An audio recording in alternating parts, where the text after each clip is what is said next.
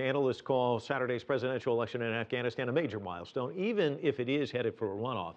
Once complete, this will be the first time in Afghan history that one democratically elected leader hands power over to another. CCTV's Asieh Namdar continues our insight with a special interview. Afghan officials signed up nearly 4 million voters for this election. A third of them are women. We talked to Ambassador Marc Grossman about that and the long road to get here. He served decades in the U.S. Foreign Service and was the U.S. Special Envoy to Afghanistan and Pakistan from 2011 to 2012. Marc Grossman spent 29 years in the U.S. Foreign Service. He served as ambassador to Turkey, Assistant Secretary of State, Undersecretary of State, just to name a few. He retired in 2005, only to be called back into service as President Barack Obama's pick to serve as Special Envoy to Afghanistan and Pakistan. He led talks with the Taliban in 2011 and 2012, talks that proved to be unsuccessful. You know, one of the things we tried to convey to the Taliban in the conversations that we had with them in 2011, 2012, is it is for the Taliban to accommodate to the changes in Afghan society and not the reverse. You know? People are not waiting in Afghanistan for the Taliban to come back so they can go back on all the things that they've achieved. They face enormous challenges. This is still, I think, the fourth or fifth poorest country in the world. But I think if you step back and you and your viewers consider kind of where they've come over the past few years. You know, in 2003, you had 900,000 Afghan children in school. They were all boys. And today you have 10.5 million Afghan children in school, 40% of whom are girls. In 2003, to show sort of a business take to it, there were 120,000 cell phones in Afghanistan. There are 16 million today. Businesses have been produced in their thousands, and especially female-owned businesses. About 3,000 women-owned businesses have been created in Afghanistan. Grossman says the Taliban talks were challenging from day one. And because fighting and talking at the same time is very difficult, and I'm sure he probably felt the same way about me. But you know, we decided, this gentleman and I, to sort of leave the emotion outside and try to just do our work.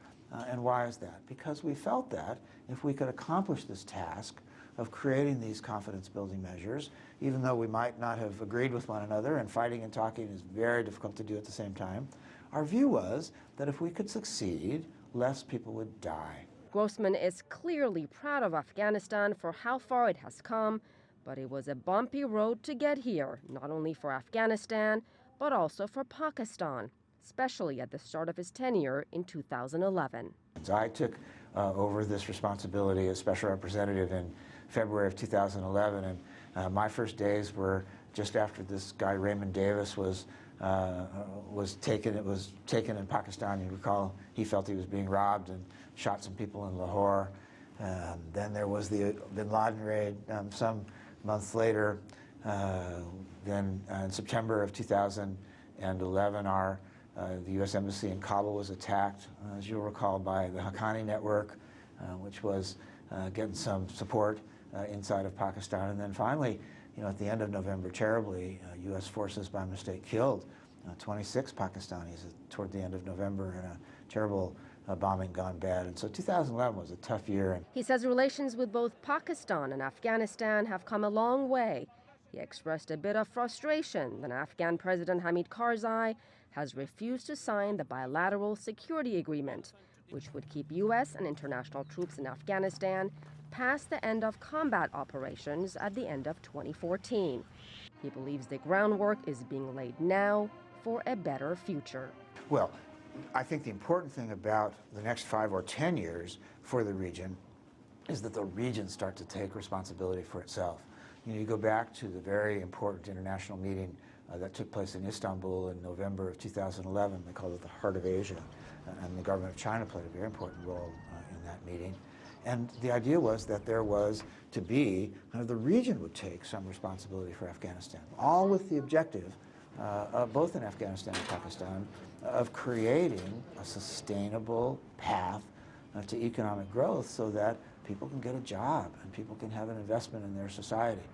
Because I think that's what you see around the world, is what helps make people live. That's what helps people live in successful 21st century countries.